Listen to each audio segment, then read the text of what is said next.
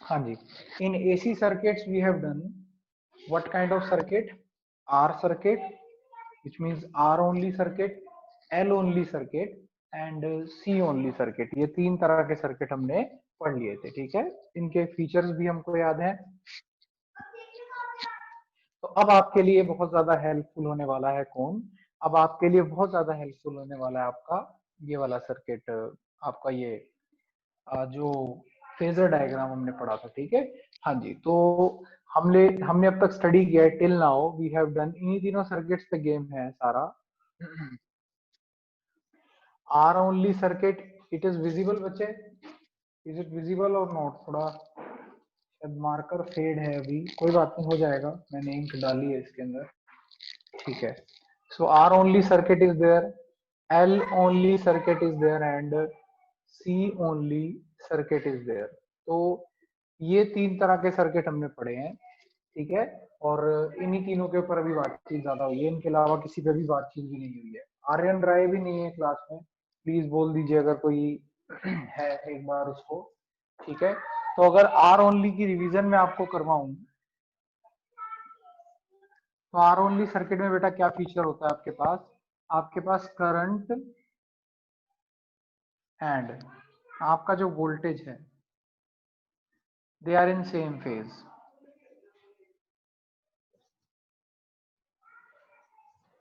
ठीक है, same phase में होते हैं, ठीक है। अगर हम बात करें कौन से सर्किट की, एल ओनली सर्किट की, तो एल ओनली सर्किट में हमारे पास क्या फीचर होता है? वहां पे हमारे पास करंट, ठीक है।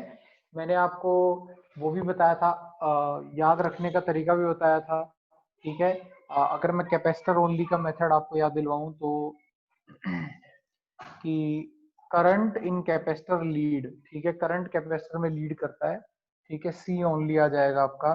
तो अगर सी ओनली की बात करें तो सी ओनली में आपका current leads voltage by pi by 2, और यहाँ पे क्या आ जाएगा? Voltage leads current by an angle pi by 2। बड़ी इंपॉर्टेंट चीजें हैं ये, ठीक है। ये जो भी आपके सामने लिखा हुआ है, all these things are really very important, ठीक है। एक बार आप इनको ओवरव्यू कर लीजिए, इसी पे बेस्ड आपके सारे सर्किट जो है वो काम करते हैं, ठीक है। सारा जो सर्किट थ्योरी है वो इसी पे आधारित है, that is totally based on these particular things only, ठीक है। सो फटाफट से कर लेंगे, आसान है, मुश्किल नहीं है। ओके, सो चलिए इसको देखते हैं फटाफट से। अब आपके पास मिक्सचर ऑफ सर्किट्स आते हैं, और सबसे पहला ऐसा मिक्सचर जो है वो सबसे कॉम्प्लिकेटेड सबसे पहले उठा लेते हैं, जिसमें एल, सी और आर तीनों आपको सीरीज में लगा के दिए जाए, इसको बोलते हैं एलसीआर सर्किट, जो कि काफी इंपॉर्टेंट है सिलेबस के हिसाब से, ठीक है।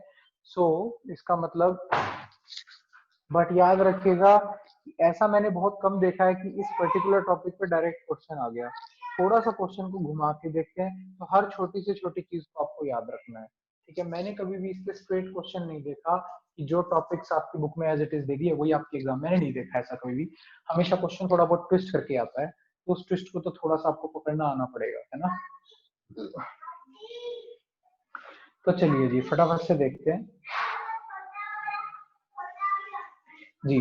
तो एलसीआर सर्किट हम इसमें पहले करेंगे, मतलब इनके सभी के कॉम्बिनेशन हम करेंगे। तो सबसे पहला कॉम्बिनेशन मैंने बना दिया तीनों का, तो तीनों का कॉम्बिनेशन जब हमने बनाया, सो व्हाट इज दैट कॉम्बिनेशन? एक इंडक्टर दैट इज एल,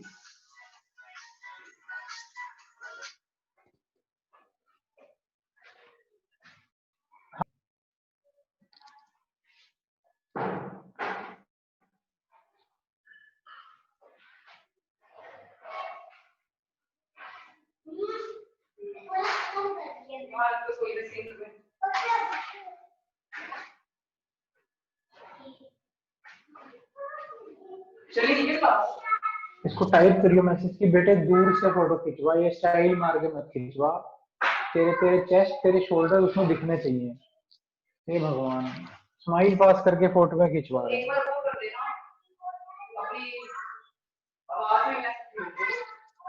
अरे मैसेज कर दो यार लिखने में।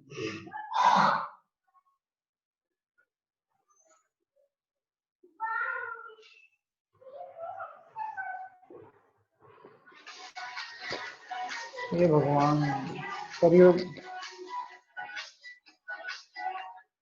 हाँ जी।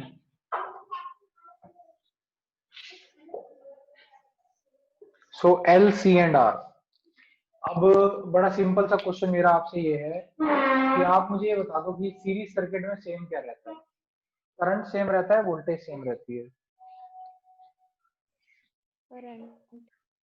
करंट सेम रहता है, बहुत बढ़िया, शाबाश, ठीक है। तो करंट सेम रहता है तो हम लोग, मैंने आपको बताया था कि एसी सर्किट्स में करंट दिया होगा तो वोल्टेज निकालनी होगी, वोल्टेज दिया होगा तो करंट निकालनी होगी, यही काम रहता है, ठीक है। और इस काम में कुछ एक इंपॉर्टेंट चीजें भी निकल निकल के आती हैं। तो इसका मतलब अगर करंट सेम रहता है तो what we should write down, we should write down कि हमें एक अल्टरनेटिंग,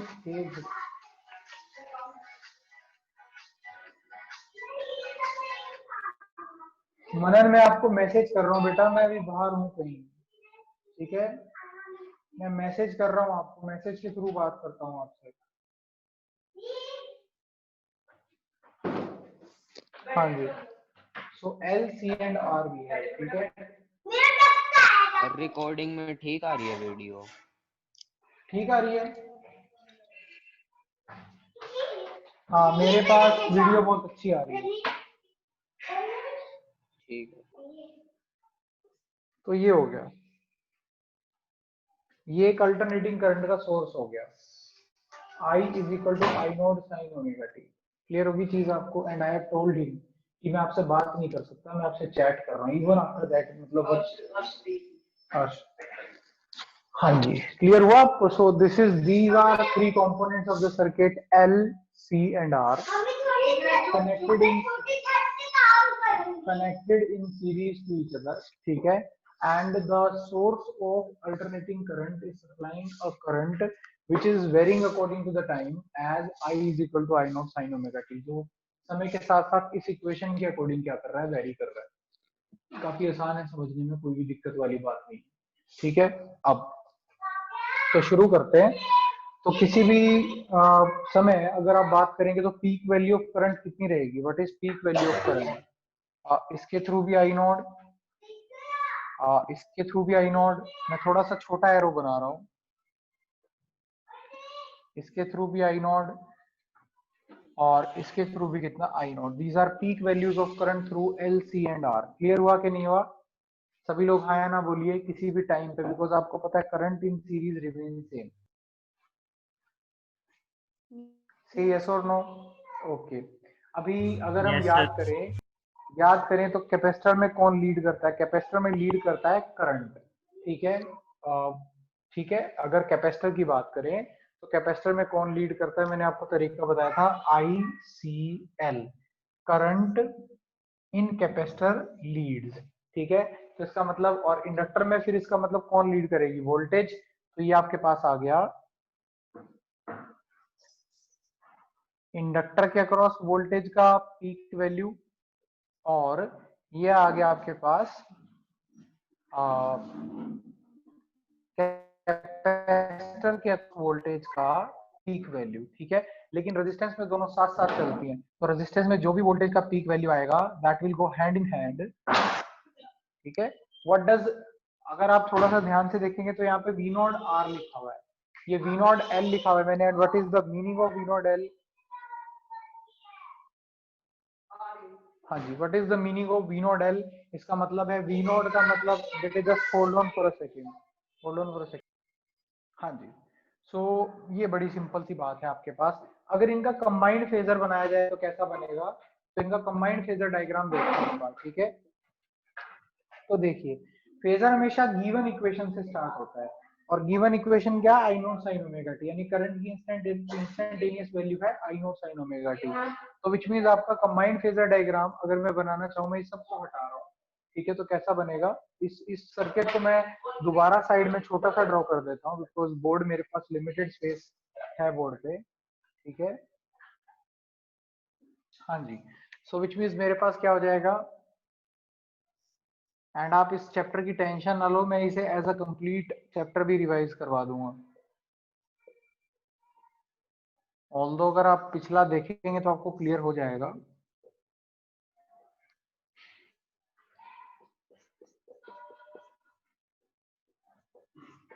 तो किसी भी इंस्टेंट ऑफ टाइम पे अगर पीक वैल्यू सबके थ्रू जा रही है करंट की, तो इसके थ्रू भी आई नॉट जाएगी, इसके थ्रू भी आई नॉट जाएगी और इसके थ्रू भी आई नॉट, ठीक है। लेकिन हम लोग जानते हैं कि करंट जो है कैपेसिटर में लीड करता है, तो वोल्टेज की जो पीक वैल्यू है कैपेसिटर के अक्रॉस वो क्या हो जाएगी, वो पाई बाय 2 से क्या करेगी, लैग करेगी। तो कितनी हो जाएगी, V not C. V not C का मीनिंग बड़ा सिंपल है कि नॉट का मतलब पीक और सी का मतलब अक्रॉस कैपेसिटर। और यहाँ पे आ गया, सपोज थोड़ा सा बड़ा बना दिया, वी नॉट एल। नॉट का मतलब पीक और एल का मतलब अक्रॉस द इंडक्टर, ठीक है। और यहाँ पे क्या हो गया, वी नॉट आर। नॉट का मतलब पीक और आर का मतलब रेजिस्टेंस। तो यानी कि peak value of resistance, voltage across resistance V not R है, अक्रॉस कैपेसिटर जो पीक वैल्यू वोल्टेज आ रही है वो वी नॉट सी है, और अक्रॉस इंडक्टर जो पीक वैल्यू वोल्टेज आ रही है वो वी नॉट एल है। काफी आसान हो गया। अभी हम इनका फेजर बनाने की कोशिश करते हैं, कंबाइंड फेजर हम लोग ड्रॉ करने की कोशिश करेंगे। तो चलिए उसके लिए थोड़ा सा हाथ पैर मारते हैं। देखिए, अभी कंबाइंड फेजर में फेजर हमेशा वहां से स्टार्ट होता है जो गिवन फिजिकल क्वांटिटी होती है। मैंने इसमें गिवन आपको करंट दिया था, तो हम सारी स्टोरी को करंट से ही स्टार्ट करेंगे। तो हम सबसे पहले फेजर ड्रॉ करेंगे I is equal to I naught sine omega T का, वो आपको करना आता है बहुत अच्छे से, ठीक है। तो I is equal to I naught sine omega T का फेजर सबसे पहले ड्रॉ कर लेते हैं। हाँ जी, तो देखो फटाफट से कैसा बन जाएगा I is equal to I naught sine omega T का आपका फेजर। हाँ जी, तो कैसा सा फेज बनेगा, देखिए फटाफट से देखिए, I is equal to I naught sine omega T का, देखिए तो कैसा बन जाएगा। ये तो आपकी कौन सी एक्सिस आ गई, वाई, और ये कौन सी एक्सिस आ गई, एक्स।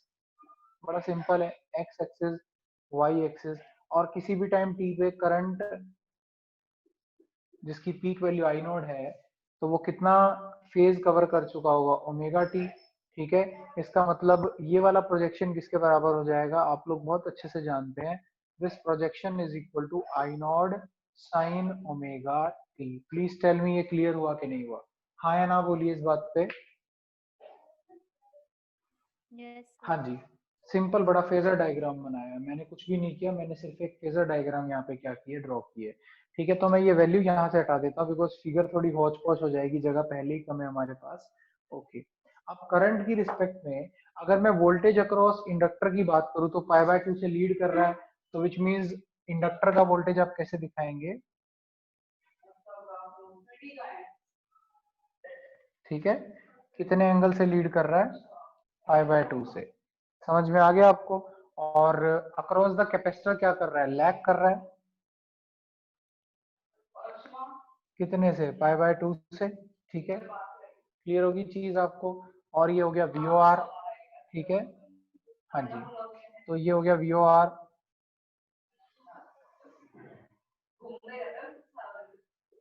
ठीक है। तो क्या हो गया, voltage across resistance, peak value of voltage across resistance. समझ में आया सारा, पूरा सर्किट है तो पूरे सर्किट का फेजर तो यही बनेगा।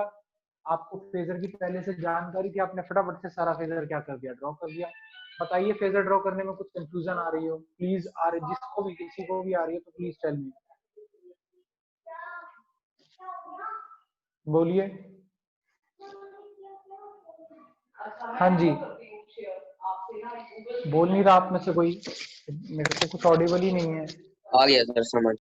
अच्छा अच्छा, ठीक है ठीक है, और कोई रह गया हो, किसी को भी ना समझ आया हो, किसी को भी, सो प्लीज आस्क। अभी देखिए, आपके पास अगर हम बात करेंगे, तो अगर हम सबसे पहले इन दोनों को डील करवाएं, ये दोनों अपोजिट है, ठीक है।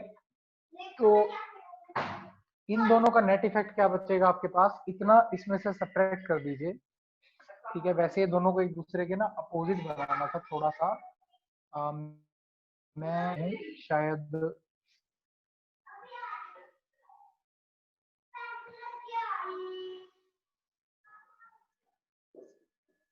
ठीक है, ये आ गया आपके पास। अब इतना पोर्शन उसमें से सब्ट्रैक्ट करना है, तो विच मींस ये आ गया आपके पास, ये आपने यहाँ से सब्ट्रैक्ट कर दिया, तो विच मींस आपके पास ये वाला पोर्शन क्या बच गया, what is this portion equal to, ये वाला पोर्शन आपके पास बच गया V not L minus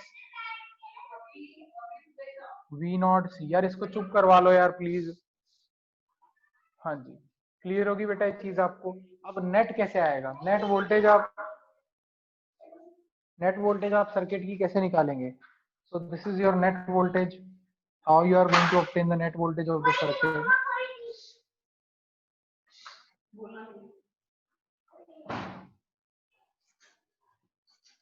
okay, so ये वी नॉट आ गई है।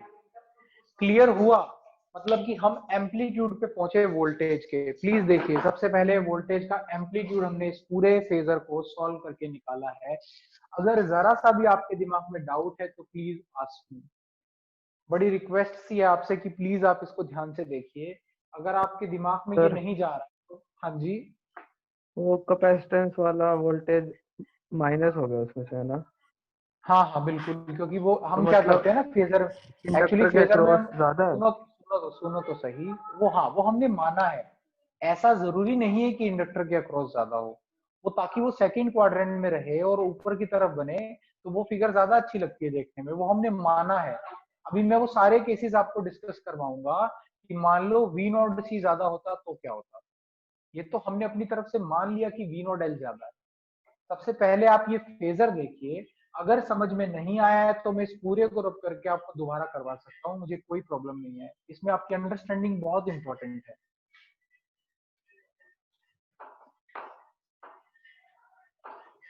Your understanding is very very important for this particular topic. आप अगर अपनी इनका रफ नोटबुक, रिजल्टेंट हाँ जी हाँ जी, इनका रिजल्टेंट इनका निकाला है रिजल्टेंट देखिए तीनों फेजर। है। हाँ हाँ, वी नोड है एग्जैक्टली। जो नेट वोल्टेज आई है वो इन सबको तीनों वोल्टेज को आपस में डील करवा के तो आएगी ना। देखिए आपके पास तीन वोल्टेजेस मैंने आपको सर्किट में दिखाई, V node L, V node C and V node R. इन तीनों का नेट रिजल्टेंट ही तो आपके पास पीक वोल्टेज आएगा ना। और फेजर टेक्निक जो है वो क्या करती है, वो एक स्केलर क्वांटिटी जो कि आपके पास कौन कौन है, करंट और वोल्टेज है, वो उनको क्या करती है, वो उन्हें एज अ वेक्टर ट्रीट करती है और बहुत जल्दी सॉल्यूशन निकलवा देती है।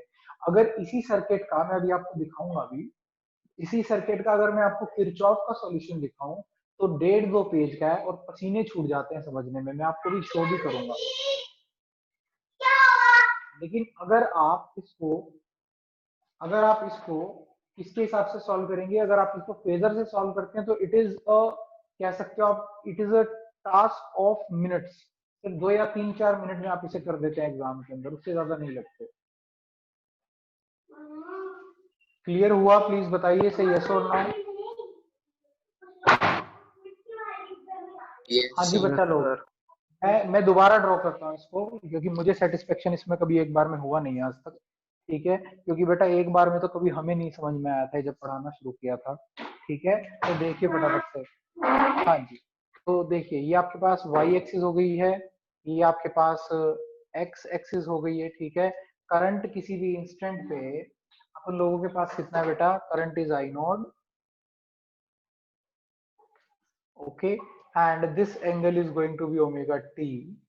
क्लियर हो गया आपको। सो ये एंगल कितना हो जाएगा, ये ओमेगा टी हो जाएगा। इसका प्रोजेक्शन कितना बनेगा आपको बहुत अच्छे से पता है, आई नोट साइन ओमेगा टी बनेगा। अभी जो इंडक्टर का वोल्टेज है वो क्या कर रहा है, लीड कर रहा है, और मान लेते हैं कि वो ज्यादा भी है। So suppose that is V not L. और कैपेसिटर के अक्रॉस जो है वोल्टेज वो लैग कर रहा है पाई/2 से, तो वो छोटा है, और ये मान लीजिए।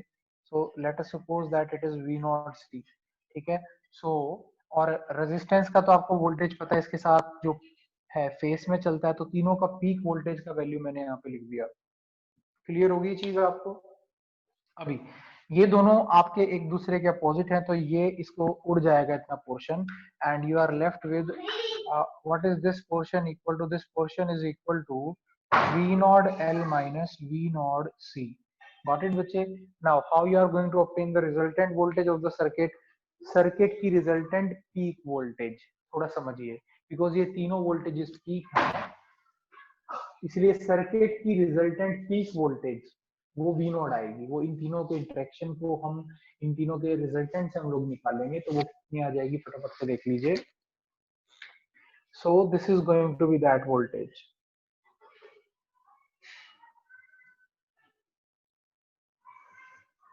So this is V not.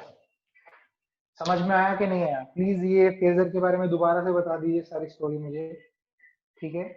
ऐसा नहीं है कि हम लेट हो गए 1 महीना तो मैं भगाऊंगा, भगाना नहीं है मुझे। देखिए फिर से मेरा ऑफर खुला रहता है, मुझे जो छोड़ना चाहता है वो छोड़ सकता है, ठीक है? हाँ, ये है कि जो प्लानिंग थी उससे 20 दिन 25 दिन सिलेबस लेट जाएगा, भगाना मेरे बस की बात नहीं है।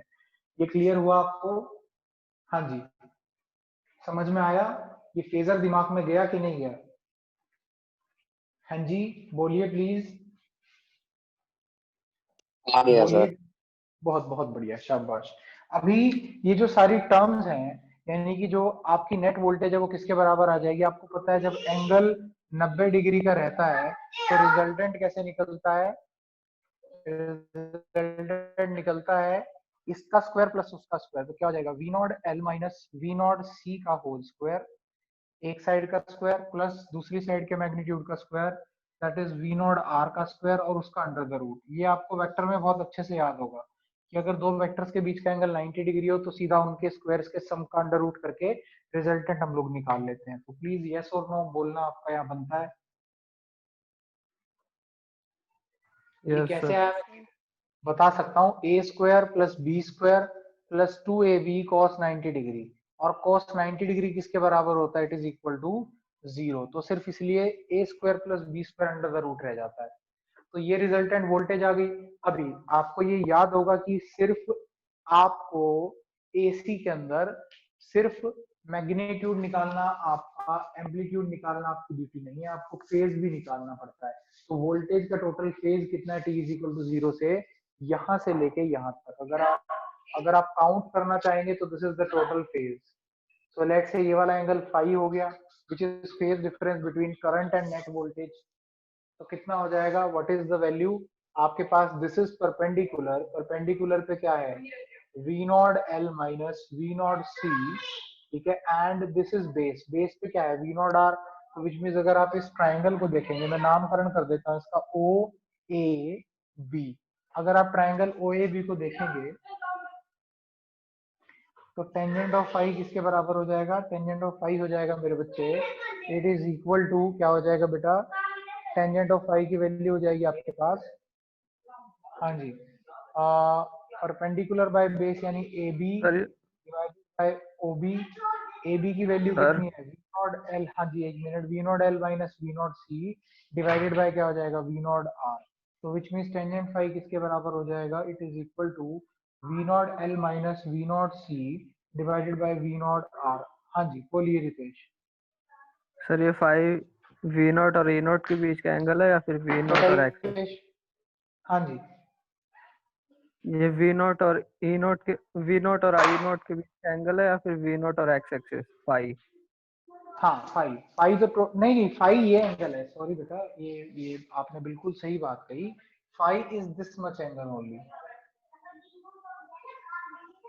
ठीक है? और टोटल कितना है? Omega T plus phi, total angle है ओमेगा टी प्लस फाई। समझ में आया? बढ़िया पूछा रितेश, ठीक है? बताइए रितेश। यस सर आ गया। हाँ जी, ठीक है। अभी लेकिन आप में से किसी ने ये क्वेश्चन नहीं पूछा कि भाई तू V not L V not C और वी नॉट आर करे जा रहा है, तो इनकी वैल्यू कहाँ से लेके आएगा? और बड़ा दुख होता है मुझे जब कोई ये बात नहीं पूछता। एक्चुअली जब रितेश आप कुछ पूछने लगे मुझे लगे आया क्वेश्चन, मैं बड़ा खुश हुआ, लेकिन आपने पूछी नहीं मुझसे बात।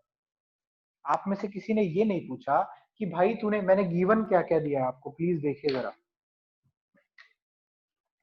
What is being given to you is this, यही तो लेके तो चले थे। रेसिस्टेंस से डिवाइड करने से आ ही जाएगा आई नॉट, मल्टीप्लाई इसकी करने से। इंडक्टेंस ही, हाँ बिल्कुल ठीक, बहुत बढ़िया, शाबाश। और उसकी इसकी आपकी इंडक्टेंस कितनी है? एल, उसकी कैपेसिटेंस सी है और रेजिस्टेंस कितनी है? आर है। तो आपके पास वी नॉट आर कितना आएगा? ओम्स लॉ के अकॉर्डिंग कितना हो जाएगा? आई नॉट इंटू में आर। बिल्कुल ठीक बोला रितेश आपने। सेकंड थिंग, आपके पास वी नॉट एल कितना आएगा रितेश? जल्दी से बोलिए। सर आई नॉट इंटू में एल।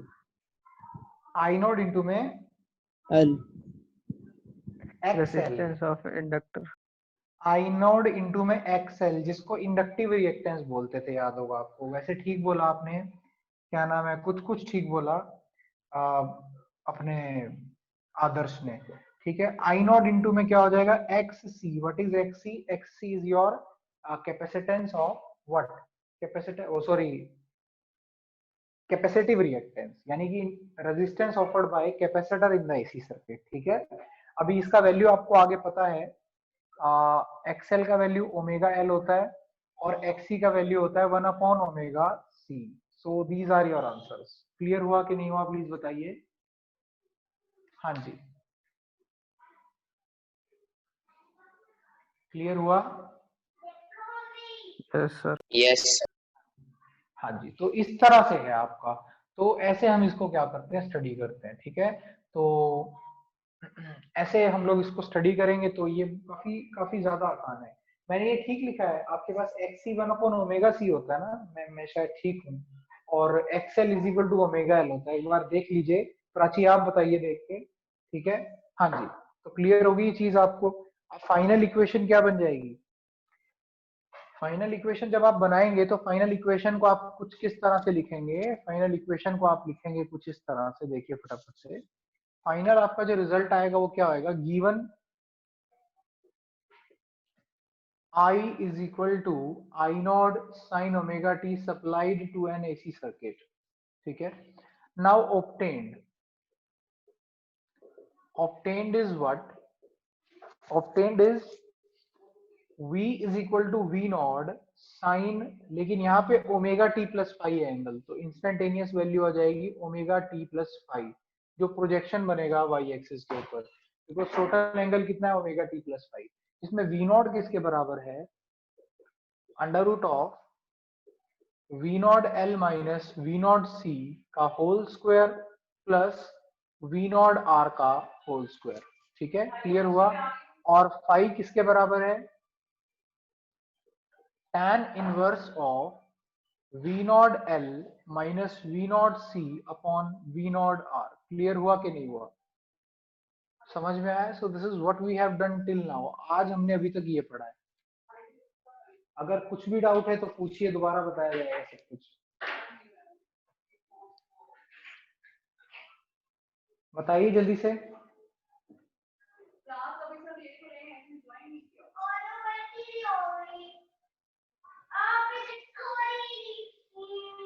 हाँ जी,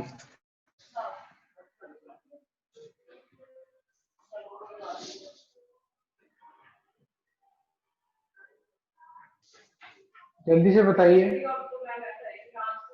आ गया सर। ओके, चलिए अब इसके बाद आगे का डेटा।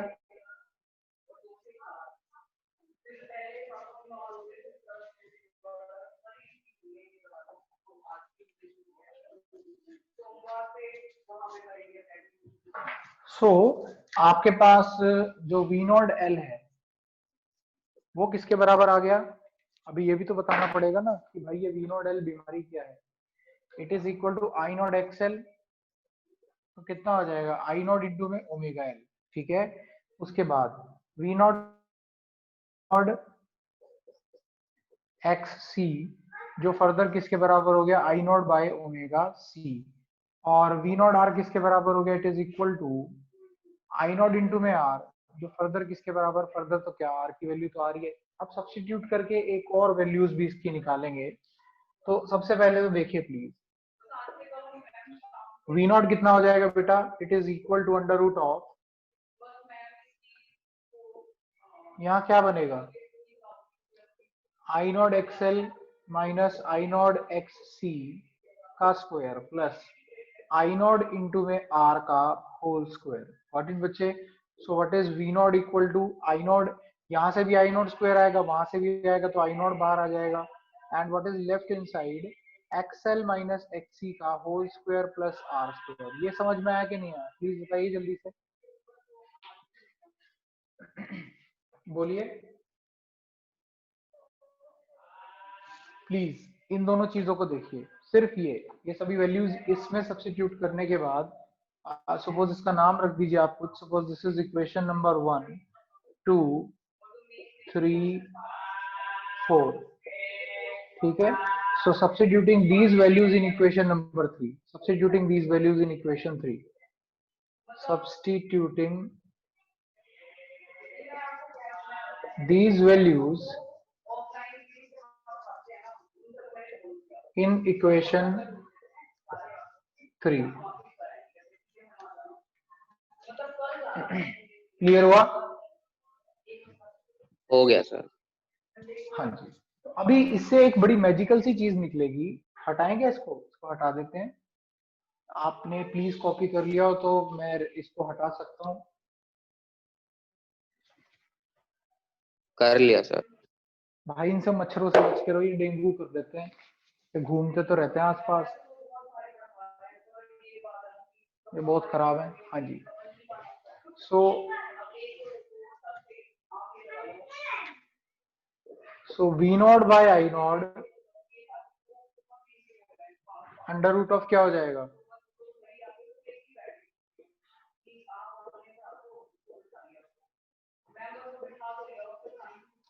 ठीक है, ये आ गया आपके पास। So what is V note by I note?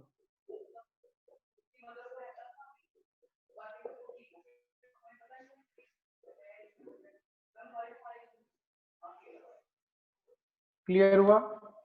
Please बताइए, having a clear idea. Z क्या? अब देखिए V note by I note क्या आ जाएगा? सर्किट की रेजिस्टेंस, एसी सर्किट की एलसीआर की रेजिस्टेंस, जिसको इंपीडेंस बोलते हैं। ठीक है। सो व्हाट इज, देखिए V note by Z, V by I किसके बराबर होता है बेटे? वी बाय आई का तो बड़ा इजी सा फॉर्मूला है। ओम्स लॉ के अकॉर्डिंग वी बाय आई क्या होता है? रेजिस्टेंस होता है। तो यहाँ पे V note by I note क्या हो जाएगा? वो भी रेजिस्टेंस होगा, लेकिन किसकी resistance? L C R, circuit की रेजिस्टेंस, और इसका नाम पड़ता है इंपीडेंस। ठीक है। So this is called as resistance of LCR series circuit, LCR series circuit, and it is called as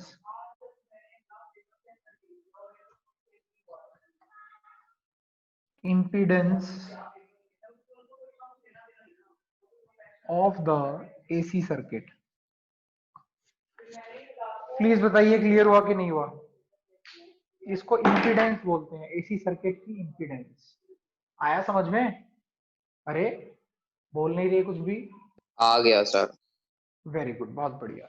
अभी एक और चीज रहती है, फाई की वैल्यू भी आएगी इन्हीं की टर्म्स में, एक्सएल और एक्सी की। अभी ये सारा सामान उठा के किसमें डालिए? आप सब्स्टिट्यूट करिए फोर्थ इक्वेशन में। तो यानी कि सब्स्टिट्यूटिंग इन फोर्थ इक्वेशन, तो फोर्थ इक्वेशन क्या? ये सारा सामान substituting these values in equation 4, equation 4 में सब्स्टिट्यूट करते हैं तो फाई का वैल्यू क्या हो जाएगा? Tangent inverse V not L की वैल्यू कितनी हो जाएगी? आई नॉट इंटू में XL minus V not C की कितनी हो जाएगी? आई नॉट इंटू में एक्स सी, और वी नॉट आर की कितनी हो जाएगी? आई नॉट इंटू में आर। आई नॉट कॉमन आके कट जाएगा तो क्या आंसर आ जाएगा? tan inverse of XL minus XC upon R. Clear हुआ? So this is your value of what? Phi in terms of what? In terms of X L. Clear हुआ? ये X L X C और एक्सएल एक्सी और R की terms में phi की value समझ में आया कि नहीं आया? हाँ जी बच्चा लोग प्लीज बताइए। आ गया सर। yes sir. आ गया। आज आना भी चाहिए क्योंकि टॉपिक, अब यही मैं आपको टॉपिक अगर मैं किरचॉफ से दिखाऊं तो I think I am having book में, या तो वैसे तो क्लास ही खत्म होने वाली है, दोबारा रीजॉइन करिए एक बार, लिंक क्रिएट कर रहा हूं मैं, सभी लोग। हम लोग पढ़ रहे थे halo alkanes and hello arenes, ठीक है। इसकी केमिकल प्रॉपर्टीज, ठीक है बच्चे।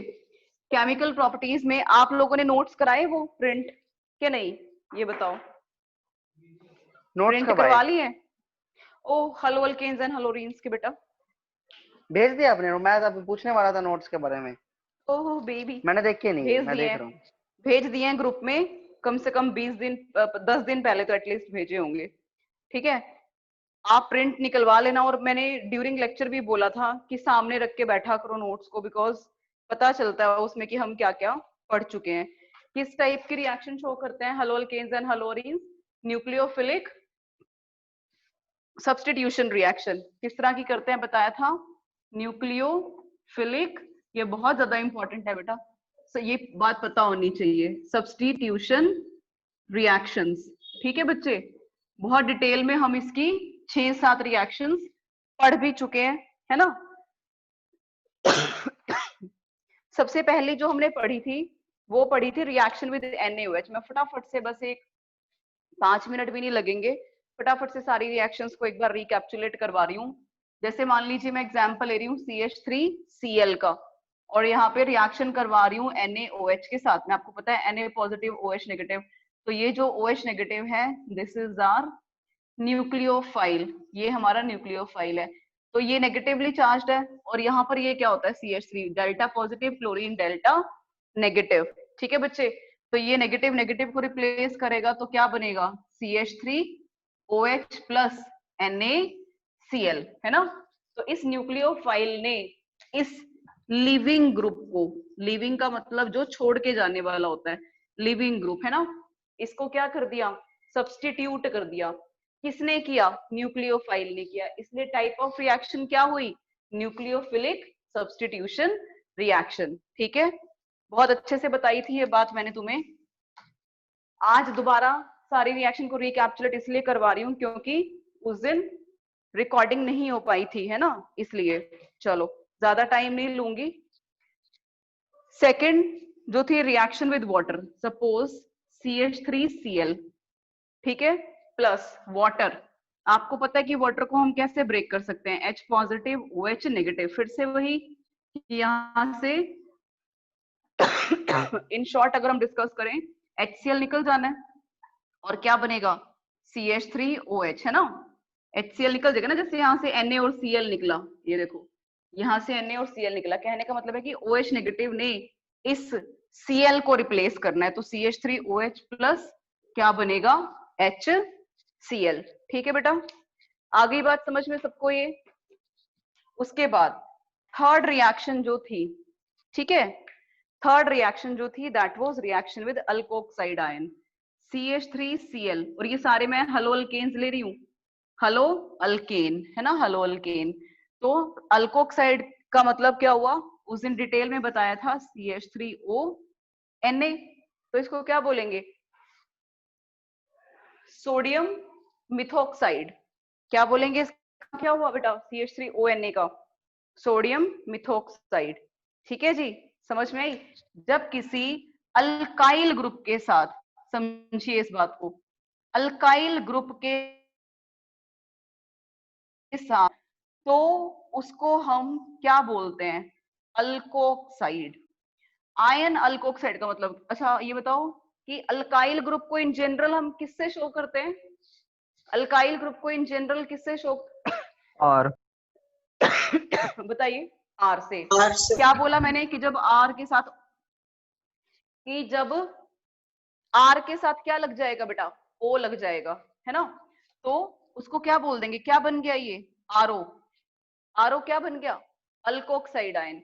लेकिन ये कंप्लीट क्या होता है? RO नेगेटिव, मींस ऑक्सीजन के ऊपर चार्ज होता है। तो अगर RO के ऊपर नेगेटिव चार्ज है तो ऑब्वियसली पॉजिटिव आयन भी होगा साथ में, बिकॉज अकेला नेगेटिव आयन तो होगा नहीं। तो कहने का मतलब है कि ये पूरा का पूरा RO नेगेटिव को हम क्या बोलेंगे? Alkoxide ion. Alkyl group plus oxygen, alkoxide. साथ में आप यहाँ पे सोडियम लगा लो, पोटेशियम लगा लो, कुछ भी लगा लो, पॉजिटिवली चार्ज्ड आयन, है ना। तो इस कंप्लीट का क्या नेम हुआ? Sodium alkoxide. दिख रहा है ना ये सोडियम, देखो ये देखो सोडियम अल्कोक्साइड, ठीक है बच्चे, आखिरी बात समझ में। तो यहां पर अगर मैं देखूं ये CH3O नेगेटिव और Na पॉजिटिव, तो ये मिथाइल ग्रुप है, तो क्या बन गया ये? CH3O नेगेटिव को क्या बोलेंगे? यश बता जल्दी से, CH3O नेगेटिव को क्या बोलेंगे? यश, विशु, CH3 मिथाइल ग्रुप है तो CH3O नेगेटिव को क्या बोलेंगे बेटा? मैम एक सेकंड, मेरी बैटरी खत्म हो गई फोन की। शिवम क्या बोलेंगे CH3O नेगेटिव को? शिवम? यस मैम, इसको इशिका? बेटा मैं ये कह रही हूं कि RO नेगेटिव को इन जनरल अल्कोक्साइड आयन बोल रहे हैं, तो R की जगह मैंने क्या ले लिया? Methyl group. तो CH3O नेगेटिव को क्या बोलेंगे? Methyl oxide. नहीं, मिथॉक्साइड। मिथॉक्साइड। ठीक है, समझ में आ गया? बिकॉज आ गया। Naming is very important. ये बताया मैंने तुम्हें, नेमिंग बेटा सबसे ज्यादा इंपॉर्टेंट है। ठीक है, नेमिंग नहीं आएगी तो you can not do anything. देखो दिख रहा है ये मिथॉक्साइड लिखा हुआ नीचे? दिख रहा है मैम।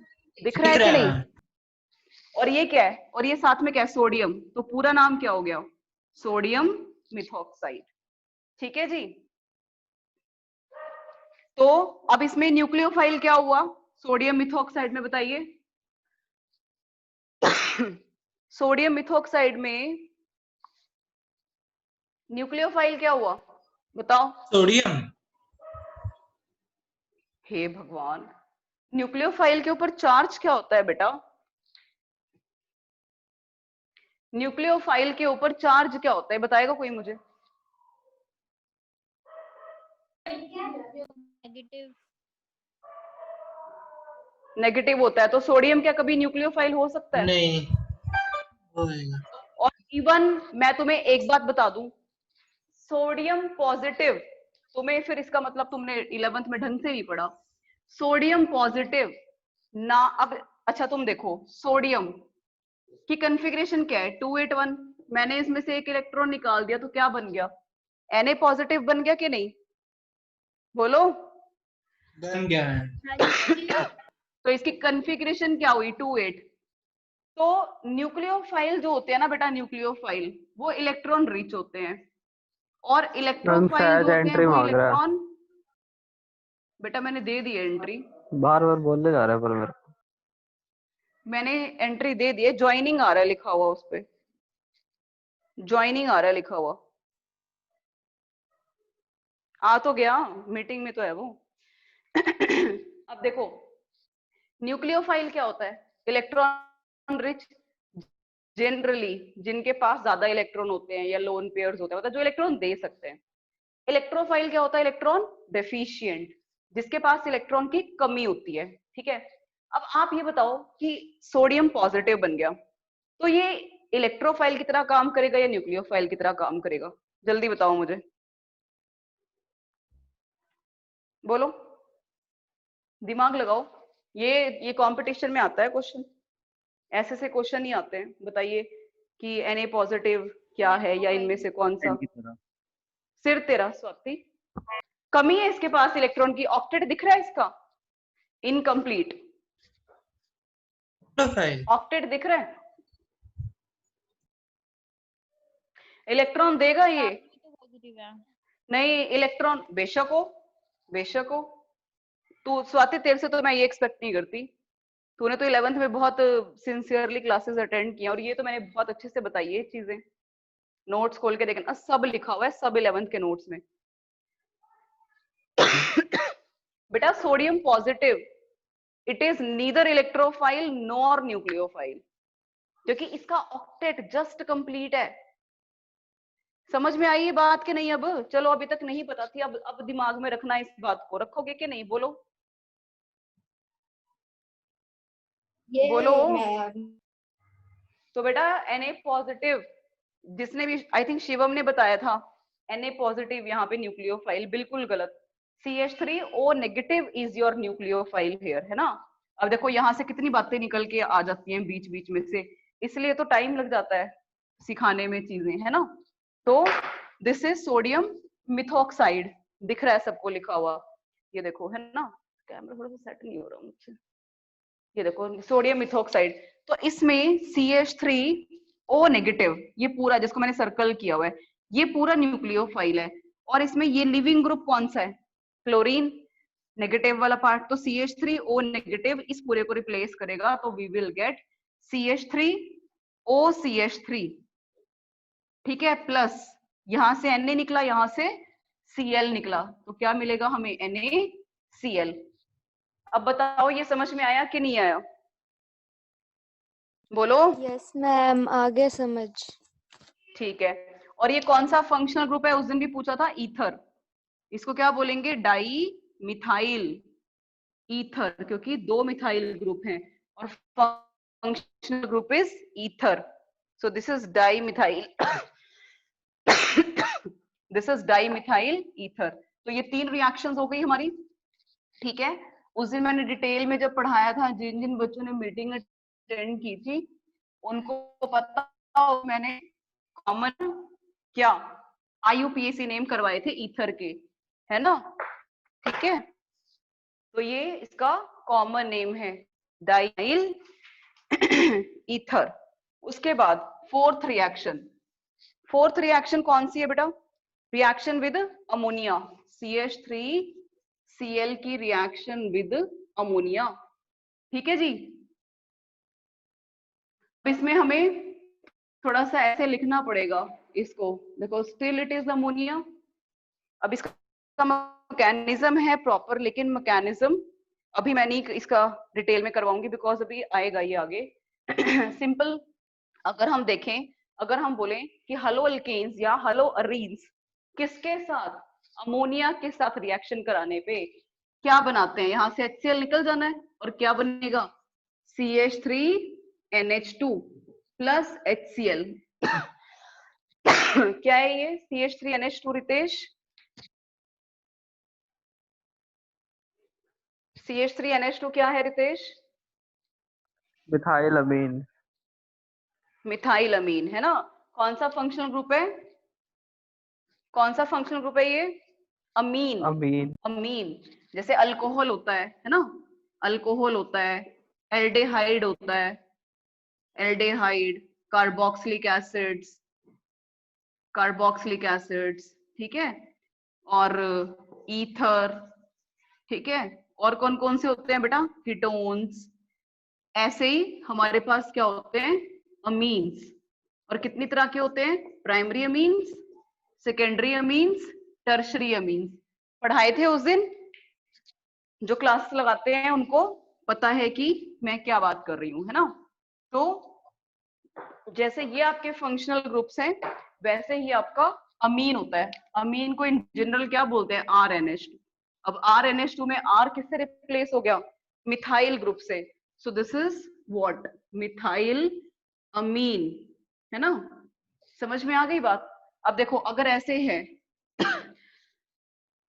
नाइट्रोजन के साथ सिर्फ एक कार्बन लगी हुई है, अब अगर मैं क्या करूं, एक हाइड्रोजन हटा के उसके साथ एक और कार्बन लगा दूं, एक R ग्रुप। अब क्या है? एक और मैंने हाइड्रोजन हटा के एक और R ग्रुप लगा दिया, है ना? सो बेटा this is what? Primary amines. ये कौन सा फंक्शनल ग्रुप हुआ? Primary amine. ये कौन सा हुआ? Secondary amine. ये कौन सा हुआ? टर्शरी अमीन। नहीं समझ में आया? आ गई बात समझ में? बेटा ये आइडेंटिफाई करने बहुत जरूरी है। आ गया मैम।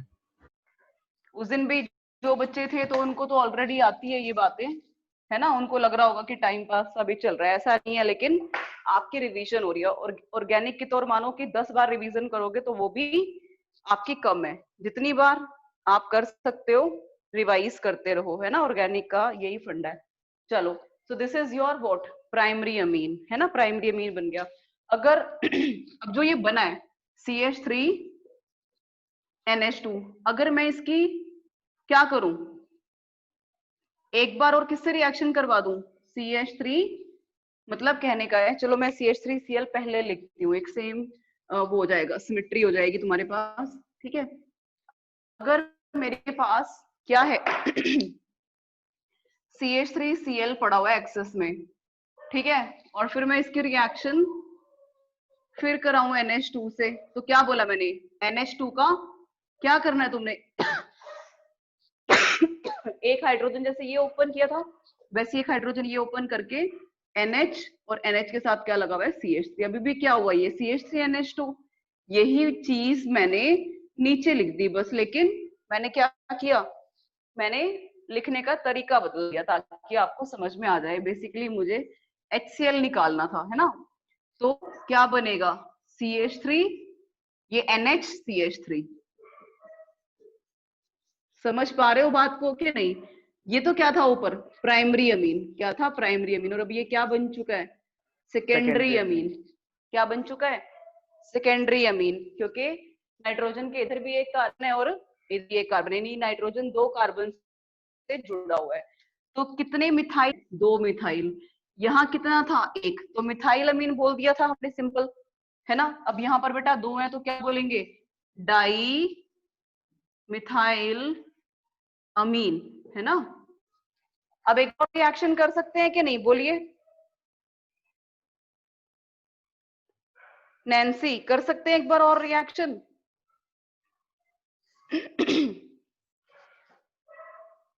नैन्सी खाना खा रही है क्या?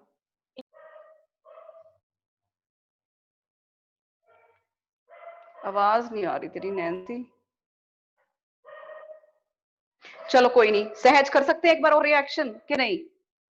सहज बताएगा, सहज, स्वाति, क्या हुआ, मेरी आवाज नहीं सुन रही है किसी को? हाँ एक बार और रिएक्शन करा सकते हैं ना। CH3 कर सकते हैं। CH3Cl को वापस इससे हमने रिएक्शन करवा दी, CH3NH CH3 से। अब देखो मैंने ना इसको H को क्या कर दिया, मैंने यहाँ से हटा के ऐसे ओपन कर दिया, तो बेटा यहाँ से इसका प्रॉपर मैकेनिज्म होता है पता है, बट अभी तुम्हें मैकेनिज्म ना समझ में नहीं आएगा, बिकॉज अभी सामने नहीं है, आमने सामने नहीं है हम लोग, है ना, और थोड़ा सा उसमें टाइम लगता है शुरू कराने में मैकेनिज्म। तो मैं तुम्हें कराऊंगी इसको कि मैकेनिज्म कैसे हैं इनके, लेकिन आप अभी पेपर में नहीं पूछा जाएगा मैकेनिज्म इसका, डोंट वरी कि पेपर में मैकेनिज्म, सिर्फ आपको रिएक्टेंट्स दे देंगे और प्रोडक्ट पूछेंगे, ठीक है। तो क्या बनेगा यहाँ पे, CH3। अब देखो इस CH3 का बॉन्ड किससे बनेगा, इस नाइट्रोजन से बनेगा ना, बिकॉज यहाँ से H और Cl निकल गया, तो जहां से ये चीज हटेगी वहीं से पॉइंट ऑफ अटैचमेंट है इस CH3 का। तो CH3 पहले तो यही लिखेंगे कि CH3N CH3, ठीक है बच्चे, आगे बात समझ में। अब इस H की जगह क्या के लग जाएगा, ये वाला CH3, है ना, और साथ में यहाँ से H निकला, यहाँ से Cl निकला, तो HCl भी हम लिखना भूल गए, आप लिख सकते हो, वैसे नंबर नहीं कटते, बट आप कोई चांस ही ना छोड़ो मार्क्स कटने का, है ना। तो यहाँ पर भी एक HCl निकला था, यहाँ पर भी एक HCl निकला था, और एक यहाँ पर भी HCl निकला था। तो ये तो हो गए मेन प्रोडक्ट्स, ये वाले मिथाइल अमीन, डाई मिथाइल अमीन, है ना। और यहाँ पे क्या होगा देखो, 1 मिथाइल, 2 मिथाइल, 3 मिथाइल, तो इसको क्या बोलेंगे बेटा, trimethylamine. This was primary amine, this was secondary amine, and this is what, tertiary। क्या है ये बेटा, this is tertiary amine। Why? Because nitrogen is attached with 3 carbons directly।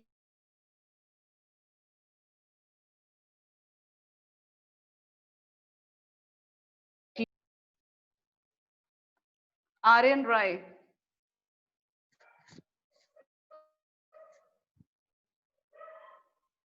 Aryan Mangla. Yes ma'am बोलो। मैं कह रही हूँ क्लियर हो गया ये? Yes ma'am, yes ma'am. सुनाई दे रही है वैसे मेरी आवाज ठीक से आर्यन? ब्लर हो गया मैम। ब्लर आ रहा है मैम धीरे धीरे का बीच बीच में। Yes ma'am. वीडियो ब्लर आ रही है, आवाज आ रही है। आवाज आ रही है तो आवाज सुन रही है? मेरी आवाज भी अटक रही है। कहाँ से अटकी है बताओ, दोबारा बताऊं क्या एक बार ये एक्शंस? नहीं नहीं समझ आ गया, समझ आ गया वैसे। चलो ठीक है, लविश को आ गया समझ में? हाँ वो तो मुझे साथ साथ दिख रहा है लैपटॉप पे, पॉज हो जाती है, ब्लर हो जाती है, तो मुझे सब साथ साथ दिख रहा है, ठीक है। लेकिन वही बात है ना कि तुमसे सुनना चाहती हूँ मैं बार बार, कि तुम बताओ कि मैं रिपीट अब ये बताओ कोई भी बच्चा इसमें रिपीट करने का है जो बोर्ड पे लिखा हुआ है, कुछ भी रिपीट करना हो तो मैं करा देती हूँ ना। एक बार करवा दो मैम। देखो मैंने क्या बोला कि ये आपका क्या था, हलो अल्केन, इसके रिएक्शन किससे दिखा रहे थे, अमोनिया से, तो क्या बना, प्राइमरी अमीन, यहाँ से H निकला, यहाँ से Cl निकला, ठीक है। अब अगर आपके पास ये हलो अल्केन एक्सेस में है, ये एक्सेस में होगा ना, तभी तो दोबारा रीजॉइन करेंगे, अभी 10 मिनट रह गए हैं, ठीक है। तो ये जो आपका हलो अल्केन है ये आप देख रहे हो ना, ये बार बार तभी तो रिएक्ट करेगा बेटा जब ये एक्सेस में होगा। तो कहने का मतलब है कि ये जो हलो अल्केन है वो आपका एक्सेस में लिखा हुआ होना चाहिए, अदरवाइज तो आप पहला स्टेप बना के छोड़ देंगे। अगर बोलेगा कि एक्सेस में है तो आपको यहाँ पर ये यहाँ तक जाना पड़ेगा। इवन क्वाटनरी भी बनता है, क्वाटनरी अमोनियम सॉल्ट, पता तुम्हें इस बात का? बोलो, क्वाटनरी अमोनियम सॉल्ट भी बनाता है, मतलब कि 4 डिग्री, मतलब कि 4 डिग्री। फिर तो ठीक है, एक कोऑर्डिनेट बॉन्ड लगेगा ना? बिल्कुल, एक क्या लगेगा आपका? कोऑर्डिनेट बॉन्ड लगेगा, है ना। नाइट्रोजन अपना लोन पेयर देगा, समझ आ गई बात? ठीक है, तो कैसे होगा वो भी मैं तुम्हें शो कर देती हूँ यहाँ पे। अब ये CH3Cl है, अब क्या बना है ये आपका टर्शरी, देखो पहले सिंपल हलो अल्केन के अमोनिया से रिएक्शन की तो प्राइमरी बन गया, फिर जो आपका बना ये प्राइमरी, इसने वापस हलो अल्केन से रिएक्शन किया, बन गया सेकेंडरी, फिर जो ये तुम्हारा सेकेंडरी बना था, ये प्राइमरी था, ये सेकेंडरी, नाइट्रोजन डायरेक्टली कितनी कार्बन से अटैच्ड है? 2 से, तो ये जो सेकेंडरी बना था इसने वापस हलो अल्केन से रिएक्शन की तो तुम्हारा बन गया टर्शरी। अगर टर्शरी CH3NCH3CH3, ये टर्शरी, ये नाइट्रोजन के ऊपर लोन पेयर है, आपको पता होना चाहिए, है ना, शो नहीं कर रखे बट ये आपको 11th में 4th चैप्टर में केमिकल बॉन्डिंग में सिखाया जाता है कि in this nitrogen is having one lone pair, this is having delta positive charge, chlorine is having delta negative। तो यहाँ पर कोई सीन नहीं है HCl रिमूव होने का, ठीक है।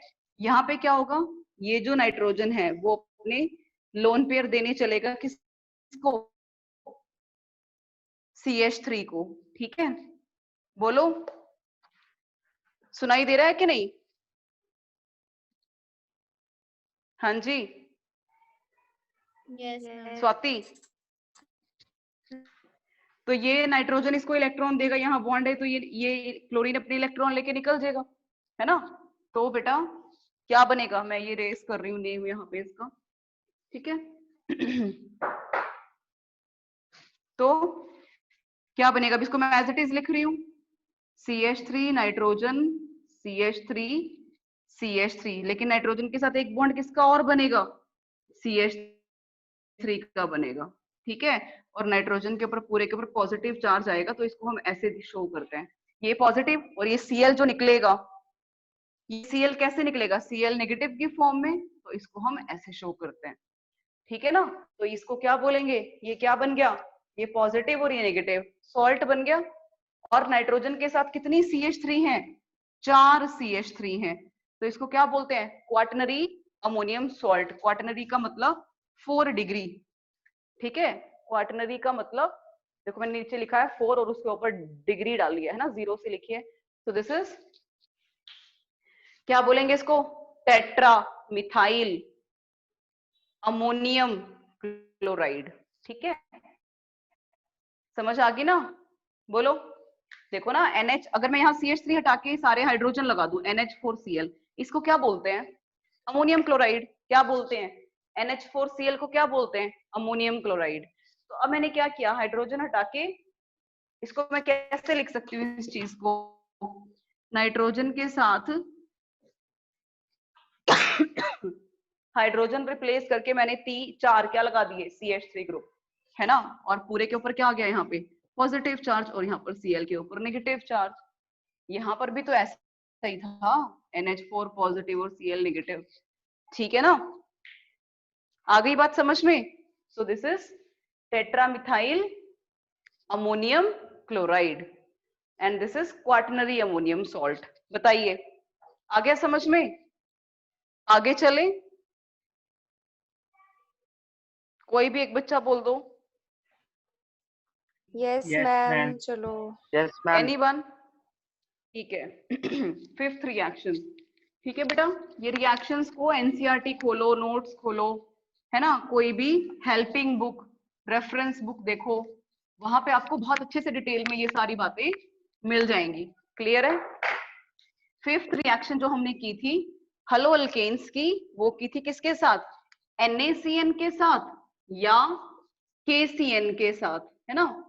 अब उस दिन भी की थी रिएक्शन, अगर चाहते तो एनसीईआरटी खोल के सारी रिएक्शन सारी रिएक्शन को अच्छे से घोटा मार सकते थे बट नहीं करा होगा, क्योंकि एक्सक्यूजेस है हमारे पास, हमारी क्लासेस नहीं लग रही है ना। तो बेटा एक्सक्यूजेस हमेशा फेलियर्स देते हैं। जो सक्सेसफुल लोग होते हैं वो हमेशा पॉइंट ढूंढ लेते हैं कि मैंने ये काम करना है, बस एक पॉइंट ढूंढ लेते हैं कि करना है तो क्यों करना है ना। तो वो हमेशा एक्सक्यूजेस नहीं ढूंढते जो अचीवर्स होते हैं। चलिए ज्यादा टाइम नहीं वेस्ट करेंगे, इतना है नहीं इसलिए बातें करने का, ठीक है। चलो जी आगे है हेलो अल्केन्स की रिएक्शन, CH3Cl की रिएक्शन या तो दिखा दो NaCN के साथ या दिखा दो किसके साथ, KCN के साथ। बात एक ही है। तो Na के साथ Cl और पोटेशियम के साथ Cl, तो क्या बचेगा बेटा? सिंपल सिंपल से बता रही हूं मैं तुम्हें चीजें बिल्कुल, और साथ में NaCl निकल जाएगा। बहुत इजी रिएक्शंस हैं, पेपर में आएंगी तो बोलो। इस रिएक्शन में न्यूक्लियोफाइल क्या है, कोई बताएगा? इस रिएक्शन में न्यूक्लियोफाइल क्या है? CN। Anyone?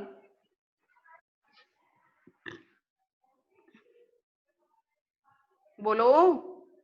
CN।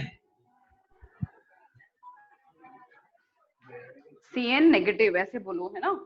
अब देखो इसमें जैसे ये K है, इसको कैसे लिखेंगे? K positive. ये पूरा का पूरा तुम्हारा क्या हो गया? रिएजेंट। बताया था डिफरेंस। और इसका क्या नेम है, कोई बताएगा मुझे? एक रिएजेंट होता है तो दूसरा क्या होता है बेटा? सबस्ट्रेट। Yes very good. दूसरा क्या होता है? सबस्ट्रेट। कौन होता है सबस्ट्रेट, कौन होता है रिएजेंट? मंगला कह रहा है, उसने भी आंसर दिया था। बोलो क्या कर दिया उसने? मंगले ने भी आंसर दिया था। अच्छा अच्छा अच्छा, सुना नहीं बेटा मुझे। बताओ सबस्ट्रेट क्या होता है, रिएजेंट क्या होता है, बताया है बेटा?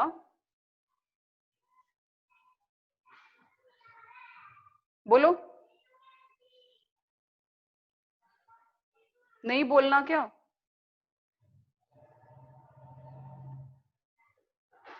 स्वाति थी उस दिन क्लास में, स्वाति बोलो। क्या बोलना मैम? मैं ये पूछ रही हूँ कि सबस्ट्रेट क्या होता है और रिएजेंट क्या होता है? ज्यादा अमाउंट में होता है वो सब। जिस पर अटैक करते हो सबस्ट्रेट, नहीं जी नहीं जो अटैक करता है एजेंट होता है। Ma'am Yes. सेकंड रिएक्शन में जिसके KCl नहीं आएगा? ऊपर अटैक होता है ये क्या आएगा? क्या NaCl आएगा? की जगह KCl। नहीं ठीक लिखा है मैंने। सेकंड। ये कह रहा है कि NaCN भी हो सकता है, KCN भी हो सकता है। सेकंड में NaCl की जगह KCl आएगा। अच्छा अच्छा अच्छा, ठीक है ठीक है, चलो इसमें तो कोई नहीं इतना बड़ा इशू, KCl आएगा। हाँ ये तो ठीक है।